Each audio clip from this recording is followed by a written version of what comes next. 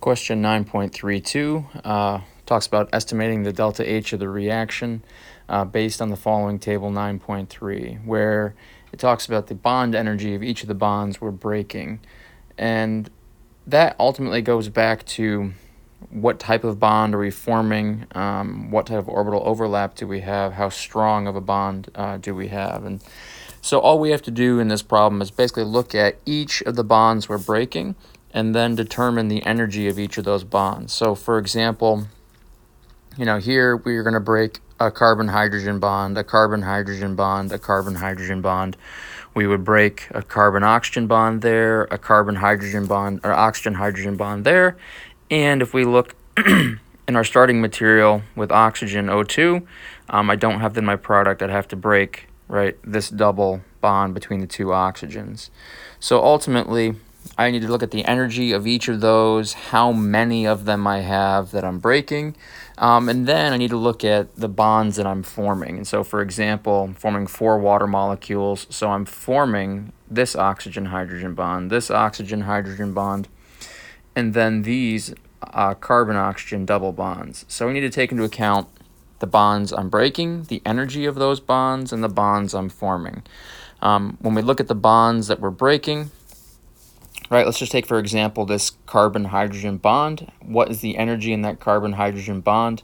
I would come over to this table, and this is table 9.3, and see, okay, for each carbon-hydrogen bond, approximately 412 kilojoules per mole for that bond.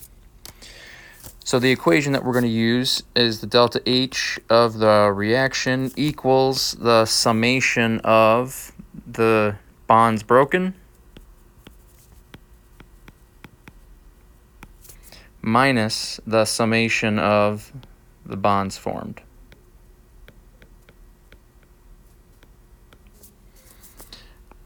And so, just to break this down, I've got 2 molecules of methanol. Each molecule has 3 carbon-hydrogen bonds. So I'm looking at the energy of, and this is just for the broken bonds, 6 times a carbon-hydrogen bond is being broken, plus I've got 2 carbon-oxygen bonds that are going to be broken, 2 molecules, and I'm going to have 2 oxygen-hydrogen bonds that are going to be broken. And then the last, I would have 3 oxygen-oxygen double bonds.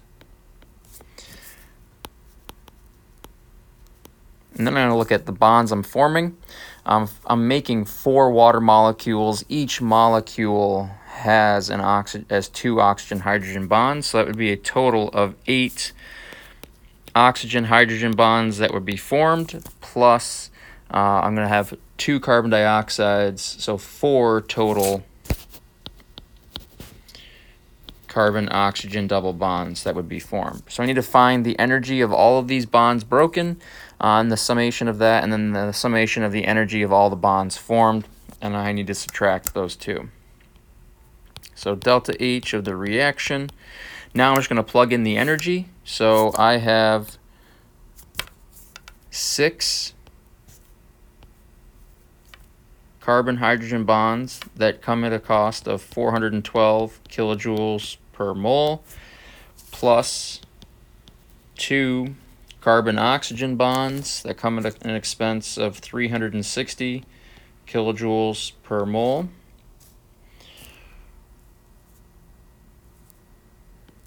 Right here is my carbon-oxygen single bond.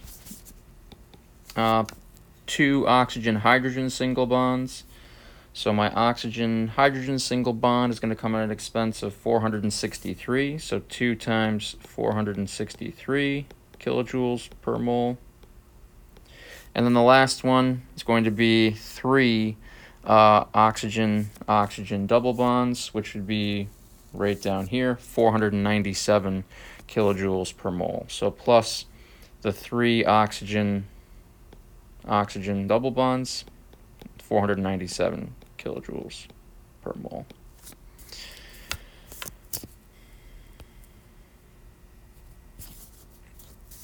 and I'm going to subtract from that. So that's what everything I'm adding together, all the bonds that I'm breaking, and I'm going to subtract from that the bonds I'm forming. So the bonds I'm forming, 8 oxygen-hydrogen single bonds at 463 kilojoules per mole, and 4 carbon-oxygen double bonds at 743 kilojoules per mole.